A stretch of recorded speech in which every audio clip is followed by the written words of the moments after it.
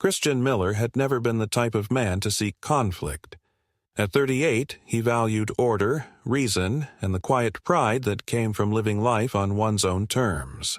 After years of renting in cities he had long since outgrown, he finally made the decision to invest in something solid, something enduring. A home. The search had taken longer than he expected. He wasn't interested in sleek condos or soulless suburban developments. No, Christian wanted character. A place with bones, with stories embedded in its walls. That was how he found the house on Willow Lane, an understated two-story colonial revival tucked into a neighborhood whose tree-lined streets had seen better days. The neighborhood itself was an odd blend. Some homes were meticulously maintained by old-money families who had lived there for generations. Others had fallen to neglect, their owners either absent or indifferent. And then there were the busybodies, those who believed themselves the unspoken guardians of the block's dignity. Christian had been warned about them in passing by his real estate agent, who, with a knowing smile, had said only, "Some folks here are a little particular about appearances." He hadn't thought much of it. He didn't mind particular. He minded intrusive, and thus far Willow Lane seemed peaceful enough. The house needed work, of course. Years of deferred maintenance had left the exterior tired and the landscaping overgrown. But beneath the wear was good craftsmanship. Original hardwood floors, crown moldings, a solid stone foundation. Christian approached the project methodically. He hired contractors for structural work but handled much of the cosmetic restoration himself, savoring the tactile satisfaction of making something beautiful again. By the time spring rolled around, the house was beginning to reflect his vision. The last piece was the mailbox. A small thing, perhaps, but one that mattered to him. The old one was a rusted, dented relic barely hanging onto its post. Christian, ever the perfectionist, researched replacements exhaustively. He wasn't content with the flimsy aluminum boxes that seemed to dominate most hardware stores. What he wanted was something with presence, with a nod to the history of the home. After weeks of searching, he found it. A licensed reproduction of a 1920s cast steel postal box, certified to modern standards, built to withstand both the elements and, should it come to that, acts of vandalism. It was heavy, nearly 180 pounds once installed, and required a reinforced concrete base which he poured himself after consulting postal regulations and local codes. Everything was done by the book. The new mailbox was installed on a clear Saturday morning. Christian admired it with quiet satisfaction. The design was elegant yet utilitarian. Black powder-coated steel with subtle Art Deco detailing, the door swinging closed with a satisfying heft. It looked like it belonged there, a seamless continuation of the home's understated dignity. The first indication that not everyone agreed came sooner than he expected. The next morning, as Christian was trimming the front hedge, an unfamiliar voice interrupted him. "I see you've made quite a statement," the woman said. Christian straightened, wiping sweat from his brow. Standing at the sidewalk was an immaculately dressed older woman, perhaps in her late 60s, with sharp eyes and a smile that didn't reach them. "Karen Shepherd," she introduced herself, extending a manicured hand. "Head of the Neighborhood Beautification Committee." Christian shook her hand politely. "Christian Miller. Just moved in a few months ago." "Yes, I've noticed," Karen said, her gaze flicking toward the new mailbox. "Quite an unusual choice, that box. We do prefer a certain cohesion here on Willow Lane. There's an approved catalog, you know." Christian had indeed reviewed the neighborhood guidelines prior to purchase. They were, as far as he could tell, advisory rather than enforceable. And nowhere did they explicitly ban alternate mailbox designs, especially those conforming to federal postal standards. He replied calmly, "I did check the guidelines. The box is compliant with postal requirements and doesn't encroach on the easement. I wanted something that matched the era of the house." Karen's smile thinned. "I understand your aesthetic sensibilities, but sometimes it's best to consider the broader harmony of the neighborhood. I'd hate for there to be confusion about what's acceptable." With that veiled threat, she turned on her heel and walked away, leaving Christian with a sour taste in his mouth. He thought little of it at first. Every neighborhood had its self-appointed enforcers. He wasn't about to let passive-aggressive commentary dictate his choices, but within days, the undercurrent of disapproval became more apparent. An unsigned note appeared in his mailbox, a plain sheet of paper with the words, "Remove non-compliant box immediately. 72 hours," typed in bold, all caps. There was no letterhead, no official signature, no indication of who had sent it. Christian, recognizing both the amateurish attempt at intimidation and its legal impotence, chose not to respond. Instead, he forwarded a copy of the note to his real estate attorney, who had assisted with the home's closing, simply to document the harassment. The attorney responded the same day. "No action required. Box is compliant. Document everything. Do not engage directly." Life went on.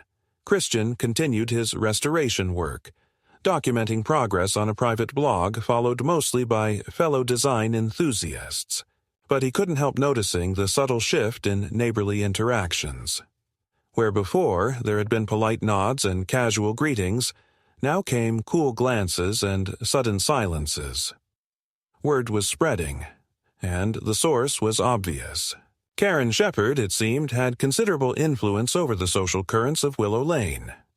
Then came the more overt gestures. One morning, Christian stepped outside to find a semicircle of garish plastic lawn ornaments, garden gnomes holding tiny protest signs reading things like "Keep Willow Lane Traditional" and "Say No to Steel Monstrosities," arranged around the base of his mailbox. Ew. It was juvenile, but the message was clear. Christian took photos, dismantled the display, and again notified his attorney.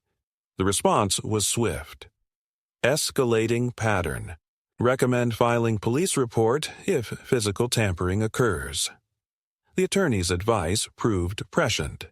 2 nights later, around 11 p.m., Christian, working late in his home office, heard a metallic clang from the front yard. He glanced at the exterior camera feed and saw a lone figure.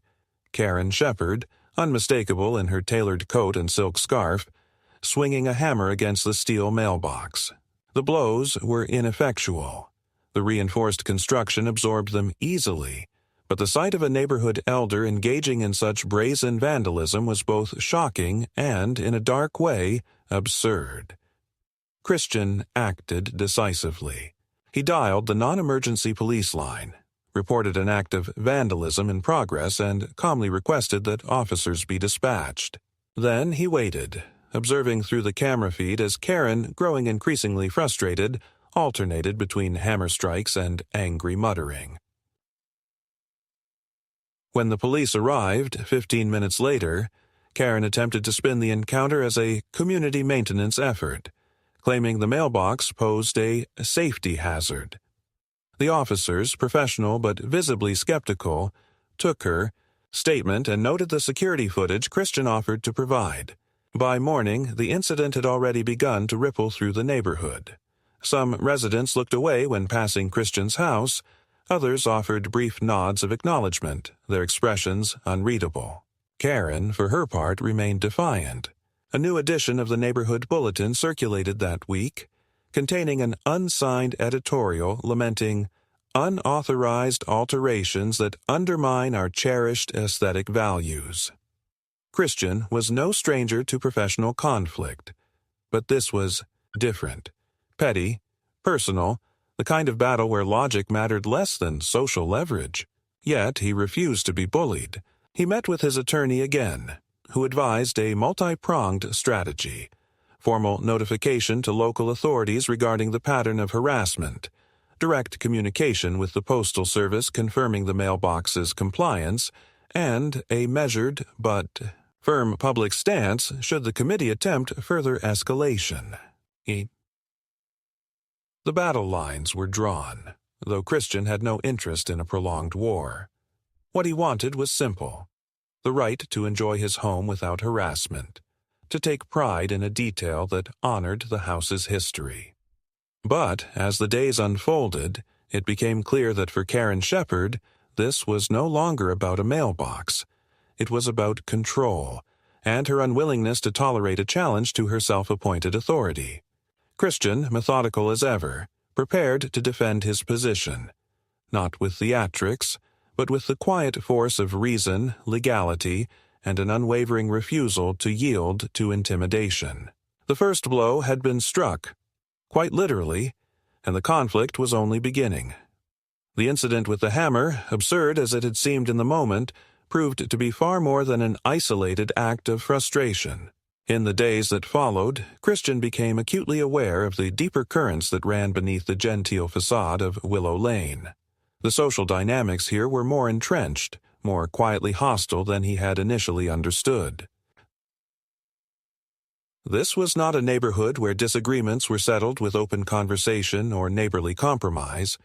This was a place where long-standing alliances and unspoken hierarchies dictated outcomes, and where those who did not conform were subtly but relentlessly pressured until they either acquiesced or withdrew. At first, Christian hoped the incident would blow over, that the absurdity of Karen's behavior, documented as it was by police report and security footage, would serve as a cautionary line she would not cross again. But it soon became clear that her response would be neither contrite nor restrained.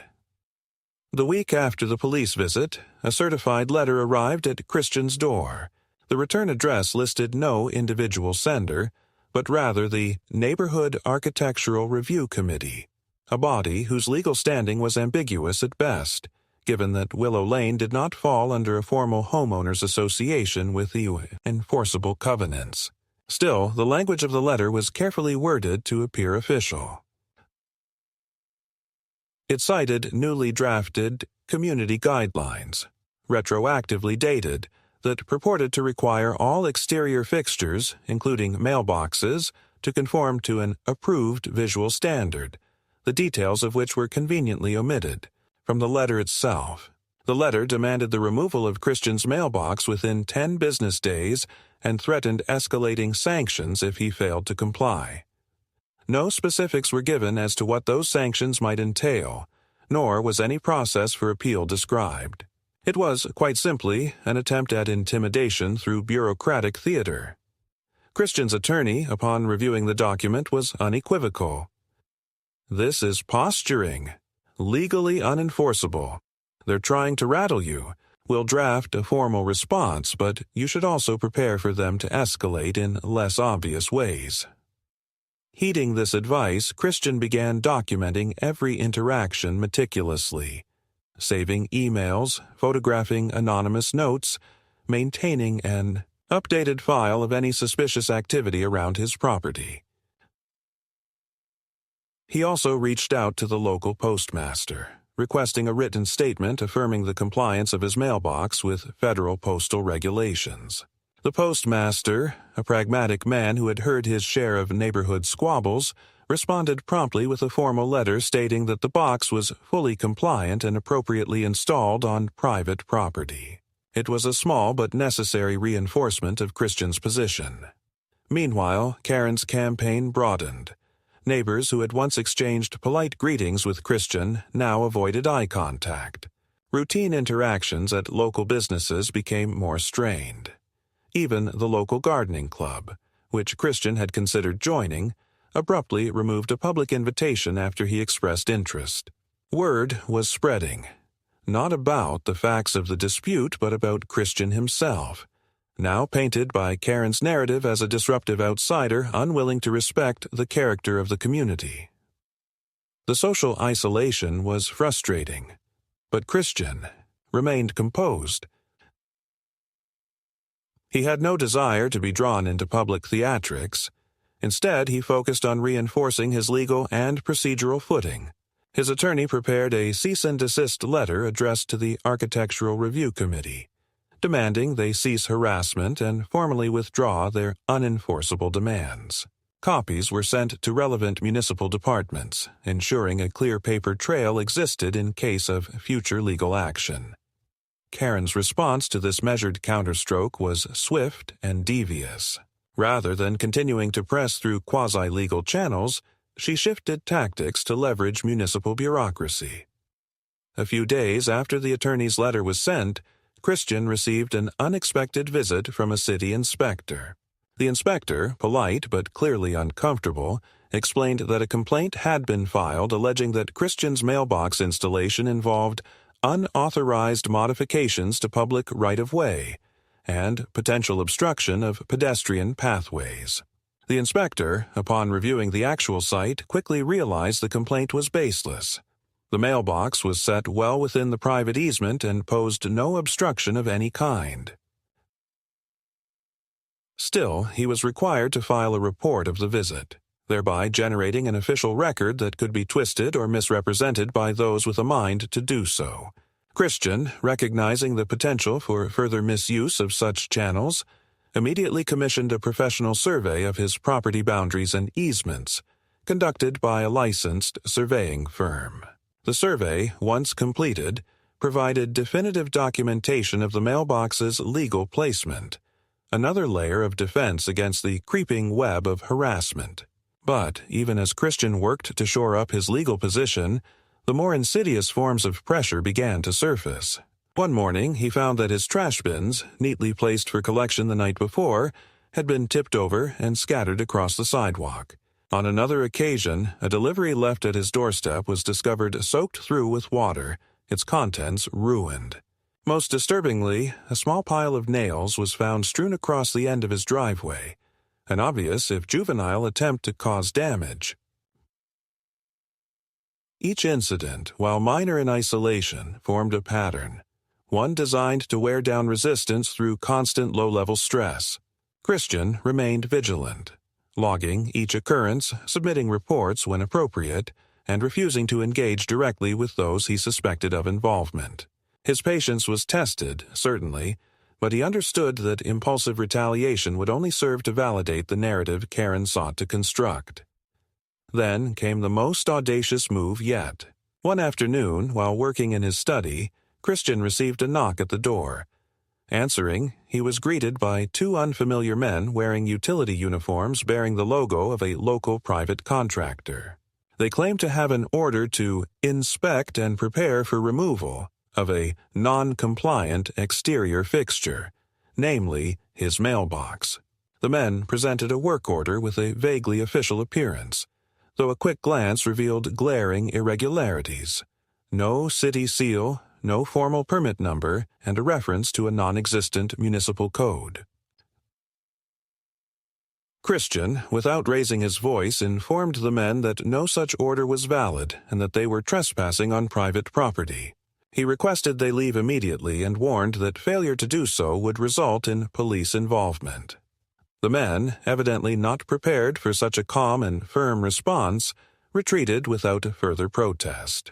Immediately afterward, Christian contacted both his attorney and the local police, filing a formal report regarding the attempted unauthorized removal. His attorney advised notifying his homeowner's insurance provider as well, a step that Christian promptly took, ensuring that should any actual damage occur, both the legal groundwork and the insurance protections were in place. This latest incident marked a clear escalation. Karen, it seemed, was no longer content to rely on social pressure or bureaucratic harassment. She was now attempting to leverage third parties to forcibly alter Christian's property. It was a dangerous step, and one that could have serious legal repercussions for all involved. Recognizing this, Christian and his attorney revised their strategy. Rather than responding piecemeal to each provocation, they would adopt a more proactive approach, issuing formal notifications to relevant municipal bodies regarding the pattern of harassment, initiating inquiries into the legal status of the so-called Architectural Review Committee, and preparing a comprehensive dossier to present should litigation become necessary. As these preparations advanced, Christian remained outwardly composed, continuing his routine and maintaining his home with the same quiet pride that had first drawn him to Willow Lane. But beneath the surface, the stakes had shifted. What had begun as a petty dispute over aesthetics had become a battle over the fundamental right to live free from harassment. A battle Christian was now fully prepared to fight. The catalyst had been struck, and the conflict was entering a new and far more serious phase. Christian was not a man who relished confrontation, but neither was he one to be easily worn down. For every subtle threat, every petty act of sabotage, he answered not with reactive anger but with deliberate, carefully measured steps, each designed to reinforce his position and insulate himself further from the creeping reach of Karen Shepard's vendetta. Yet, even with this calculated approach, there was no denying that the situation had begun to weigh on him more heavily than he would have liked to admit. The mounting pressure was no longer confined to passive-aggressive glances or unsigned letters. It had evolved into something more aggressive, more brazen, and it was becoming increasingly clear that Karen had no intention of stopping until she either forced Christian to capitulate or drove him out entirely. The attempted forced removal of the mailbox by the two uniformed contractors had been a turning point, not only in the nature of the conflict but in Christian's understanding of just how far Karen was willing to go. The contractors themselves, upon later investigation by Christian's attorney, turned out to be employees of a small, privately owned maintenance outfit, frequently subcontracted by the city for minor public works. Their work order, it was revealed, had been generated internally at the request of a so-called community liaison, a position that, as Christian's legal team quickly established, held no official standing within the city's bureaucracy. In short, the order was bogus, and the attempt to present it as legitimate constituted a clear abuse of process. This discovery opened the door to a broader inquiry. Christian's attorney began compiling evidence not merely of Karen's harassment, but of her broader pattern of manipulation within neighborhood affairs. As it turned out, the so-called Neighborhood Architectural Review Committee was not a formally recognized municipal body, nor was it supported by any codified city ordinance. Rather, it was an ad hoc group, self-appointed and operating under the auspices of a now-defunct neighborhood improvement association that had ceased collecting dues years earlier. In other words, their authority was little more than a fiction, one that Karen had been leveraging for years through sheer force of personality and a carefully cultivated network of allies. Armed with this information, Christian's attorney prepared a comprehensive cease and desist notice, this time not only addressing the fictitious committee but naming Karen directly as the instigator of ongoing harassment and unauthorized attempts to alter Christian's property. The notice was delivered both electronically and via certified mail, with copies sent to the city attorney's office and the local police precinct. It was a shot across the bow, a clear signal that Christian was no longer content to play defense. Yet, even as the legal wheels turned, Karen's campaign escalated in other, less predictable ways. One evening, Christian returned home from a late client meeting to find the remnants of what could only be described as a deliberate act of vandalism. Someone had poured an unknown chemical agent over the lower portion of his front lawn, leaving a swath of scorched, dying grass in a wide semicircle centered around the mailbox post. The message was unsubtle. The box might be impervious to hammers, but the ground it stood on was not beyond reach. Christian photographed the damage extensively, collected soil samples for analysis, and promptly reported the incident to both the police and his insurance provider. The responding officer, though professional, could offer little in the way of immediate resolution. There were no witnesses, no camera footage from nearby properties, and no identifying markers left behind. The officer's report would note the vandalism, but the case, in all likelihood, would go unsolved. Yet another reminder that the mechanisms of law often lagged behind the immediacy of such localized conflicts. Meanwhile, Karen's social maneuvering continued apace. At a hastily convened neighborhood forum, Advertised as an informal gathering to discuss community concerns, but in reality, a thinly veiled attempt to rally opposition against Christian, she made a public show of lamenting the recent discord and the unfortunate choices that were dividing our peaceful street. Without naming Christian directly, she painted a portrait of an obstinate newcomer whose refusal to respect established traditions was undermining the character of our neighborhood. Christian, of course, was not present at this gathering. He had no interest in participating in what amounted to a kangaroo court, but word of the meeting's tone reached him quickly through a few neighbors who, while not openly allied with him, nonetheless disapproved of Karen's heavy-handed tactics. Their accounts confirmed what he already suspected. The campaign against him was not simply personal vendetta, but an attempt to galvanize broader support, to turn community sentiment against him through innuendo and misinformation. In response, Christian and his attorney adopted a twofold approach. First, they prepared a detailed public statement, carefully worded and legally vetted, clarifying the factual record of events, including the lawful installation of the mailbox, the pattern of harassment, and the recent acts of vandalism. This statement was distributed discreetly to relevant municipal departments and made available to any resident who inquired directly. Second, Christian authorized his attorney to file a formal request for city mediation, a little-used but legally recognized process through which disputes between residents could be addressed under the supervision of a neutral third party. The move was strategic. It placed Christian firmly in the role of a reasonable party seeking resolution through proper channels, while forcing Karen to either participate in the process, thus ceding some measure of control, or risk further undermining her credibility. As preparations for mediation proceeded, another escalation occurred, one that underscored the growing recklessness of Karen's efforts. Early one morning, just after dawn, Christian was alerted by his security system to unexpected activity at the perimeter of his property. Checking the live camera feed, he observed an unfamiliar vehicle, a dark SUV, parked at the curb. Two individuals, both wearing plain clothing and ball caps, were at work near the base of the mailbox. One appeared to be photographing the structure from multiple angles, while the other took measurements with a tape measure, periodically consulting a clipboard. Christian acted immediately, placing a call to the police while simultaneously documenting the activity through his own system. By the time officers arrived, the individuals had departed, but not before Christian captured clear images of their faces and the vehicle's license plate.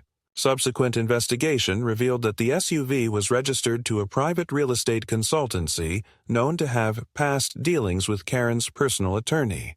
While no direct connection could be legally established, the circumstantial evidence was damning. This incident galvanized Christian's resolve. No longer content merely to defend his property and reputation, he began working with his attorney to explore potential claims for harassment, defamation, and civil conspiracy. The groundwork was being laid not just for defense but for potential legal counteraction. Through it all, Christian maintained his outward composure.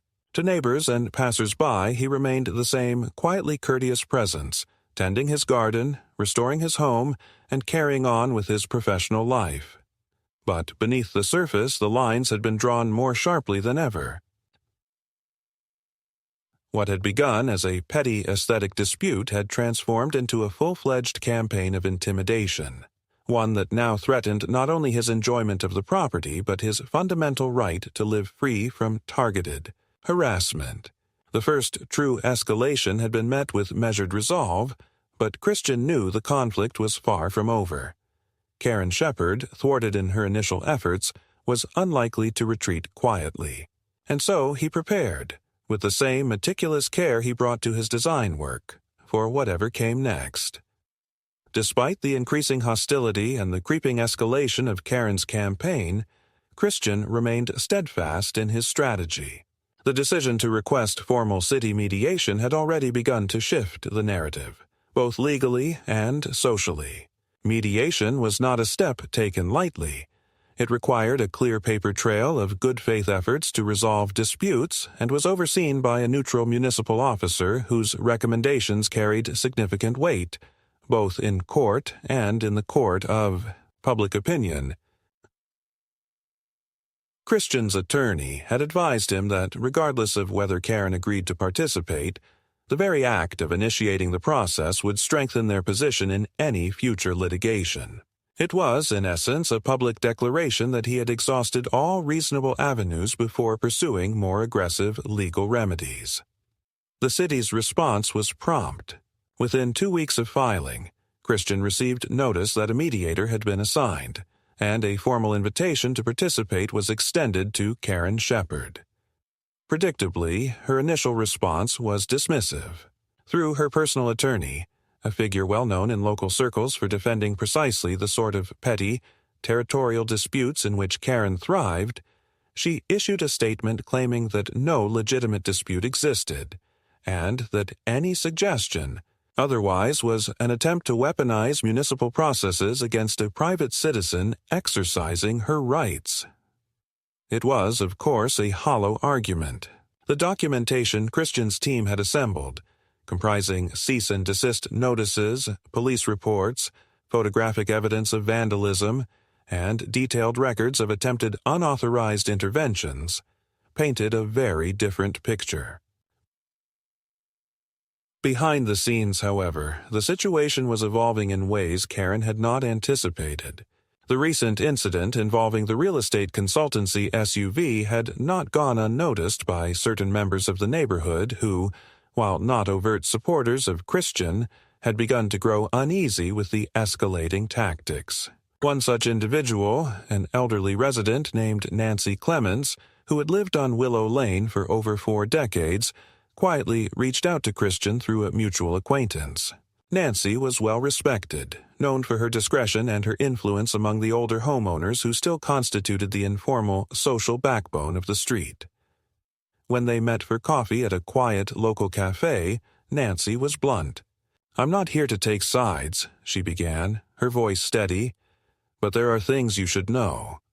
Karen's methods have long been a source of discomfort for many of us. Until now, most people simply tolerated her because it was easier than opposing her. But this," she gestured vaguely, referring to the ongoing harassment, "has gone too far." People are talking. Nancy went on to explain that several long-standing residents had grown increasingly concerned about the legal exposure Karen's actions could bring upon the neighborhood as a whole. Should litigation arise, particularly with the involvement of municipal authorities, the reputational damage and potential liability could extend beyond Karen herself. It was a perspective Christian had anticipated, but hearing it articulated by someone of Nancy's stature lent it new weight. He thanked her for her candor and assured her that his goal remained simple: to protect his rights and property, and to see the matter resolved through lawful channels. Meanwhile, the city mediation process moved forward. Despite her initial bluster, Karen eventually agreed to attend a preliminary session, no doubt recognizing that refusal could further erode her standing. The session, held in a neutral municipal building, was a study in contrasts.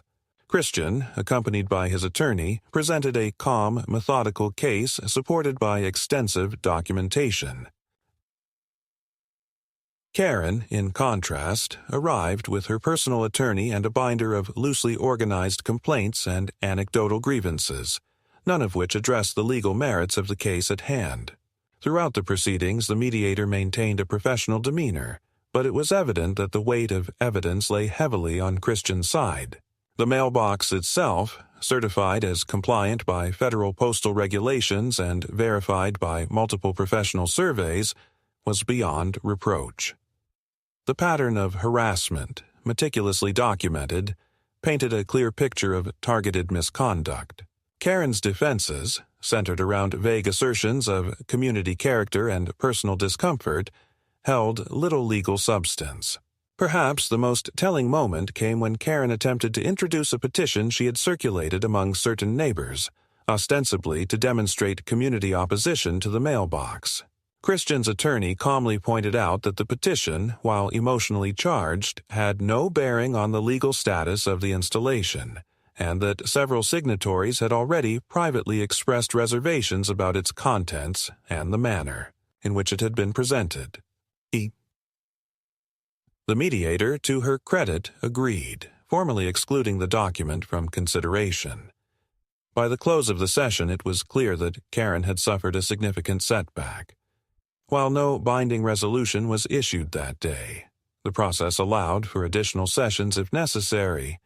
The mediator's preliminary report, circulated to both parties and relevant city departments, strongly recommended that Karen cease further attempts to interfere with Christian's property and warned that continued escalation could invite formal sanctions.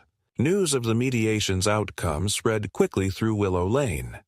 While Karen maintained her public posture of defiance, cracks in her support began to appear. Neighbors who had once echoed her complaints grew more circumspect. A few, emboldened by Nancy's quiet leadership, even resumed polite exchanges with Christian, signaling a subtle but important shift in the neighborhood dynamic. Christian, for his part, remained cautious. He understood that Karen's personality would not easily brook defeat, and that wounded pride often bred reckless behavior. But he also recognized that the balance of power had begun to tilt. With the law on his side, growing support, or at least neutrality, among the residents, and a clear public record of good faith efforts at resolution, he was better positioned than ever to withstand whatever came next. This was the turning point. Not an outright victory, but a decisive shift in momentum. The battle for the right to maintain his home, free from harassment and coercion, was far from over. But for the first time since the conflict had begun, Christian could see the path ahead with clarity. The facade of Karen's unassailable authority had been cracked, and the forces arrayed against him were no longer so monolithic as they once seemed. The fight would continue, but now Christian fought from a position of strength. Though the mediation had clearly shifted momentum in Christian's favor, he harbored no illusions that Karen would retreat quietly. If anything, her failure to assert legal dominance seemed only to harden her resolve. Over the following weeks, her tactics evolved, becoming less overt but more insidious. The shift began with subtle acts designed to isolate Christian socially, a familiar pattern that he had come to expect. Invitations to neighborhood events, previously extended by default to all residents, conspicuously failed to reach his mailbox. Friendly exchanges with neighbors were increasingly met with polite but terse acknowledgments or, in some cases, outright avoidance. The message was clear.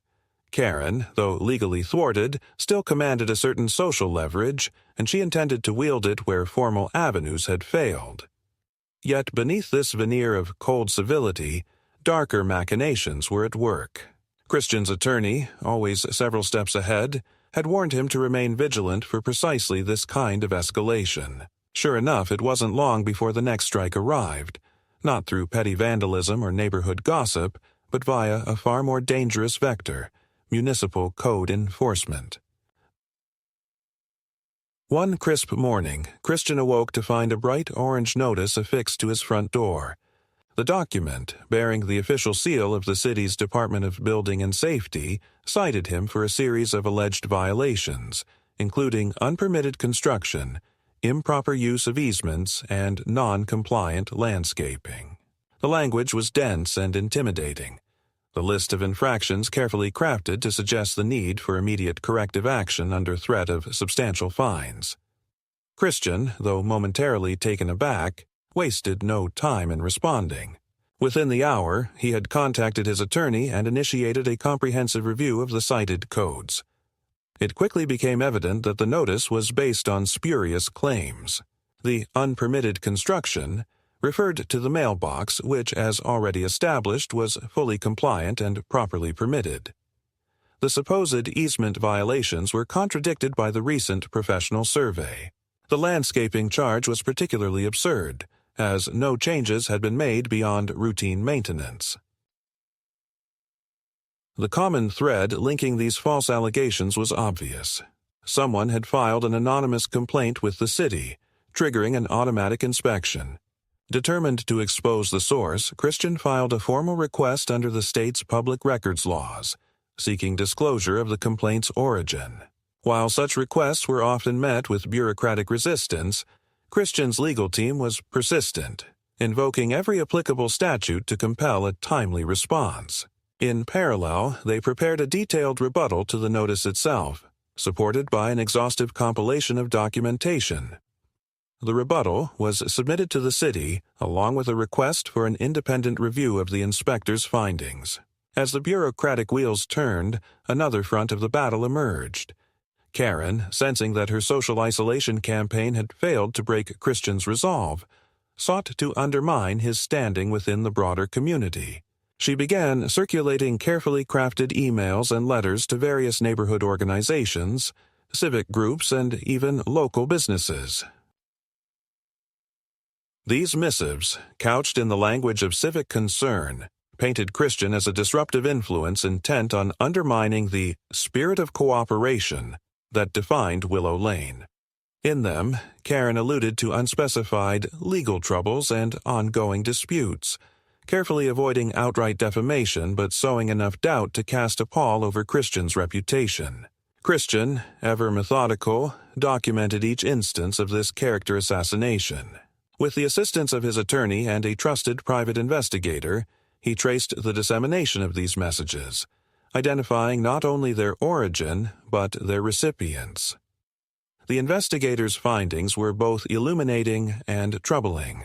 Among the recipients were members of the local Chamber of Commerce, the Historical Preservation Society, and even the City Council. It was clear that Karen's reach extended far beyond the confines of Willow Lane, and that she was leveraging long-standing personal connections to amplify her campaign. In response, Christian's attorney drafted a formal letter of warning addressed to Karen and copied to all identified recipients of her communications. The letter, meticulously crafted to remain within the bounds of professionalism, laid out the facts in clear, unambiguous terms. It detailed the history of the dispute, the outcomes of mediation, the legal status of the mailbox, and the falsity of the recent municipal complaint. Most importantly, it warned that any further dissemination of defamatory or misleading information would trigger immediate legal action. The letter had an immediate effect. Several recipients, concerned about potential liability, reached out to Christian's attorney to disavow any involvement and to clarify that they had no intention of further circulating the material. Others, more circumspect, simply ceased their engagement with Karen's campaign. The net result was a noticeable contraction of her influence, at least among the more legally and reputationally conscious members of the community. But Karen was not yet finished. In a last-ditch effort to provoke a direct confrontation, she engineered a staged incident under the guise of public safety. One rainy afternoon, as Christian returned from a routine errand, he was confronted by a city maintenance crew parked haphazardly in front of his property. The crew, apparently acting on yet another anonymous complaint, was preparing to excavate the sidewalk area adjacent to the mailbox, citing potential subsidence risks due to alleged unauthorized construction beneath the walkway. Christian, recognizing the tactic immediately, approached the crew calmly and requested to see their work order and permit. The documents produced were hastily prepared, riddled with inconsistencies, and notably lacked the required authorizations from the city engineer's office. Without raising his voice, Christian informed the crew that any unauthorized excavation would constitute trespass and criminal damage. He further stated that law enforcement had already been notified, a fact made true as he discreetly activated a prearranged emergency call through his legal team. Within minutes, a patrol officer arrived on scene. After reviewing the dubious paperwork and consulting with the city engineer, who confirmed that no such work order had been approved, the officer ordered the crew to stand down and vacate the premises. The entire exchange, captured in full by Christian's security system, provided yet another layer of evidence in the growing dossier of harassment. Emboldened by this successful defense, Christian and his attorney initiated a preemptive legal maneuver. They filed for an injunction against any further attempts by Karen or her associates to interfere with his property or to initiate unauthorized municipal actions. The filing, supported by an extensive evidentiary record, sought not only to protect Christian's immediate interests but to establish clear judicial oversight over future interactions. As the injunction proceedings advanced, Karen's position grew increasingly precarious. The cumulative weight of her failed tactics, each meticulously documented and countered, had begun to erode her credibility even among her staunchest allies. Behind closed doors, the once unified front of the self-styled neighborhood leadership began to fracture. Whispers of dissent circulated through informal channels, and a growing number of residents, weary of the constant drama, began voicing their desire for a return to civility and normalcy. For Christian, the path remained clear.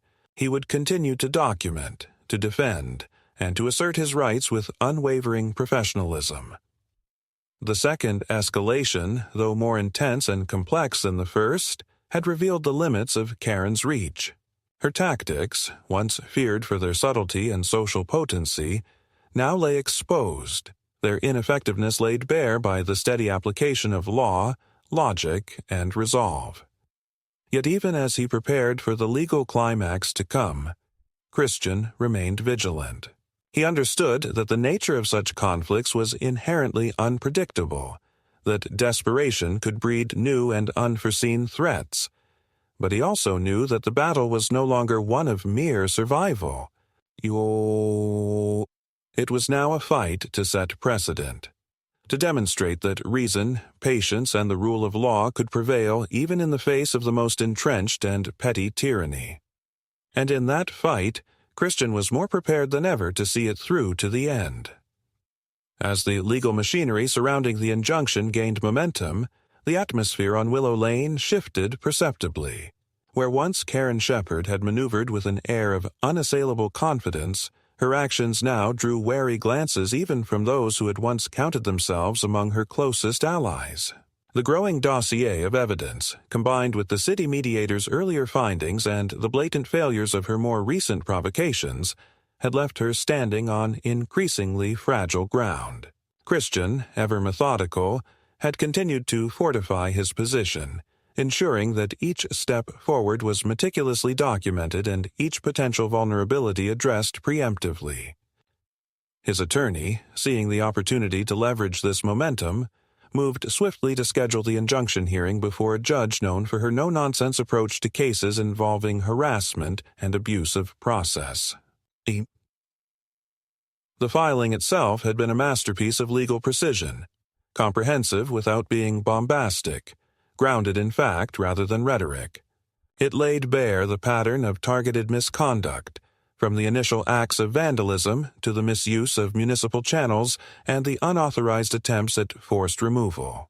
The supporting exhibits filled several thick binders, each meticulously indexed, a testament to Christian's unwavering commitment to building an unassailable case. The morning of the hearing arrived with an air of quiet tension. Christian, accompanied by his attorney, entered the courthouse prepared for what would likely be the decisive confrontation in this long and bitter dispute. Karen, by contrast, arrived with her attorney looking visibly diminished. Gone was the imperious posture of past appearances, replaced by a brittle defensiveness that spoke volumes about her awareness of how precarious her position had become. The proceedings commenced promptly. The judge, a seasoned jurist with little patience for theatrics, set the tone immediately. This was to be a fact-driven examination, not a forum for airing personal grievances or community gossip. Christian's attorney presented first, laying out the case with clinical precision. Each major act of harassment was detailed, supported by documentary evidence, photographs, video footage, and sworn statements from both Christian and key witnesses, including the city inspector who had been manipulated into filing the spurious code, violations, and the maintenance crew foreman, who had reluctantly admitted that the subsidence risk claim had originated from an anonymous tip lacking proper substantiation. The judge listened intently, her questions brief but incisive, probing the chain of causality and the extent to which Karen's actions had constituted not merely a nuisance, but a sustained campaign of targeted interference. When Karen's attorney rose to respond, it was clear that their strategy had shifted from offense to damage control. The defense narrative attempted to recast Karen's actions as those of a concerned citizen motivated by a genuine, if perhaps overzealous, commitment to preserving neighborhood standards.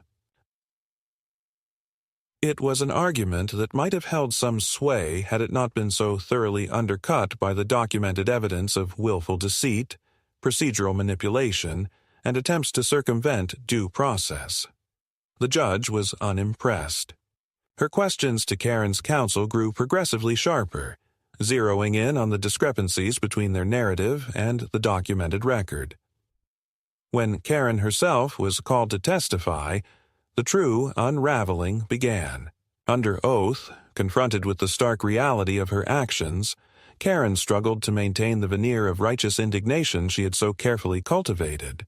Faced with irrefutable evidence, emails she had claimed not to have sent, surveillance footage she could not explain away, and testimony from municipal officials who had grown weary of her manipulations, her composure began to crack. What emerged was a portrait not of a principled community advocate, but of a petty autocrat whose obsession with control had led her far beyond the bounds of lawful conduct. The culmination of the hearing came in the judge's ruling, delivered with the kind of measured authority that left no room for ambiguity. The injunction was granted in full, its terms explicit and far-reaching. Karen was prohibited from initiating any further contact with Christian or his property, directly or indirectly. She was barred from filing any additional complaints or initiating any municipal actions pertaining to his residence without prior judicial approval. Furthermore, the court ordered her to cover Christian's legal costs incurred in pursuing the injunction, a financial penalty that underscored the severity of her misconduct. But the consequences did not end there. The judge's findings were entered into the public record, ensuring that the documented history of Karen's actions would be accessible to any future legal or civic inquiry. Additionally, a copy of the ruling was forwarded to the city attorney's office and the relevant oversight bodies, triggering a review of Karen's conduct in her capacity as an unofficial neighborhood leader. Word of the ruling spread rapidly through Willow Lane. For many residents, it was a moment of quiet vindication, a long overdue check on a figure whose influence had loomed disproportionately large over the community for years. Some who had remained silent out of fear now found the courage to voice their relief, while others simply distanced themselves from Karen in an effort to avoid the fallout. For Christian, the ruling marked the culmination of a grueling ordeal. He had never sought this conflict, nor had he desired to become the focal point of neighborhood strife. His sole aim had been to live peacefully, to maintain his home in accordance with the law and his own sense of stewardship. That this simple aspiration had provoked such an outsized response was a testament to the corrosive effects of unchecked authority and the dangers of allowing petty tyranny to take root under the guise of community spirit. In the days that followed, Christian remained characteristically reserved. He declined media inquiries and refrained from public commentary, choosing instead to focus on restoring a sense of normalcy to his life. The mailbox that had become the unlikely symbol of this protracted battle remained in place, unscathed and resolutely compliant with every applicable regulation. A small, discreet plaque was affixed to its base, not as a triumphalist gesture, but as a quiet testament to perseverance and principle. It read simply, "Certified and protected by law." The message, though understated, resonated deeply with those who understood its significance. Willow Lane, for its part, began to settle. Freed from the shadow of Karen's overreach, the neighborhood experienced a subtle but perceptible shift toward a more genuine sense of community, one grounded in mutual respect rather than coerced conformity. Conversations once stifled by fear of reprisal began to flow more freely. Relationships strained by years of silent complicity began to mend. Karen, though not formally stripped of her various informal titles, found her influence irrevocably diminished. Isolated and facing mounting legal and financial pressures, she retreated from public view, her attempts at damage control falling largely on deaf ears. The long-standing culture of deference that had enabled her excesses had been broken, replaced by a more balanced and transparent dynamic. For Christian, the journey had been arduous, marked by frustrations and moments of profound weariness. Yet it had also affirmed the enduring value of principle, the necessity of standing firm in the face of injustice, and the quiet power of law and reason to overcome even the most entrenched forms of bullying. As he resumed his routines, tending the garden, refining his professional work, and participating in the slow, steady rhythms of neighborhood life, he did so with a renewed sense of resolve. The battle for his mailbox had never truly been about the mailbox itself. It had been a fight for the right to live with dignity and autonomy, free from the corrosive grip of arbitrary power. In that fight, Christian had prevailed, not through bluster or aggression, but through patience, integrity, and an unyielding commitment to what was right. And in doing so, he had helped to restore a measure of balance to a corner of the world where, for too long, such virtues had been in short supply. In the weeks following the court's decisive ruling, the tension that had so long gripped Willow Lane seemed to dissipate like a storm finally spent. The injunction had not only curtailed Karen's ability to directly interfere with Christian's life, but it had also sent a clear message to the broader community. The era of quiet deference to unaccountable authority was over. For the first time since his arrival, Christian felt the subtle but unmistakable shift in the atmosphere around him. Neighbors who had once averted their gaze now greeted him with cautious but genuine civility. Some, emboldened by the court's validation of his stance, engaged him in conversations that hinted at long-suppressed frustrations with the old order that had governed social life on Willow Lane. Among these voices was Nancy Clements, whose quiet counsel had played no small part in the turning of the tide. Over a cup of coffee at the local cafe, Nancy spoke candidly. "You did more than defend your rights," she said. "You reminded this street that we don't have to live under the thumb of one person's will. That matters." Christian appreciated the sentiment, though he remained wary of being cast as any sort of crusader. His aim had never been to become a symbol or to lead a movement. He had simply sought to safeguard his home and his dignity. Still, the practical consequences of the legal victory were undeniable. The plaque affixed to the mailbox with its understated declaration of legal compliance stood as a quiet testament to the endurance of principle over pettiness. It drew occasional glances from passers-by, some curious, others approving, but no further acts of vandalism or tampering occurred. The mailbox remained, as it always should have been, an unremarkable fixture of the property, its significance understood only by those familiar with the battle that had surrounded it. As for Karen Shepherd, the aftermath of her defeat left her increasingly isolated. While not formally removed from her various informal positions, she found her influence markedly diminished. Invitations that once flowed freely now eluded her. Longtime allies distanced themselves, wary of association with her tarnished reputation. The legal costs imposed by the injunction, while not ruinous, imposed a financial strain that further constrained her activities. Reports circulated that she had withdrawn from several civic groups and was contemplating the sale of her home. Whether or not she would follow through remained to be seen, but for the time being, her once ubiquitous presence had receded to the margins of neighborhood life. Christian, for his part, resumed his routines with deliberate normalcy. The house continued to evolve under his careful stewardship, its restoration progressing steadily. Professional engagements occupied his time, providing both distraction and purpose. Yet, amidst this return to ordinary rhythms, he remained vigilant.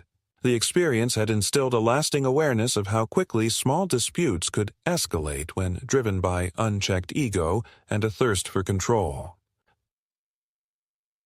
To that end, Christian maintained open lines of communication with his attorney and kept meticulous records of any residual attempts at interference, however minor. It was not paranoia, but prudence born of hard-earned experience. He had prevailed not by underestimating his adversary, but by preparing thoroughly and responding judiciously at every turn. One particularly symbolic gesture marked the final act of closure.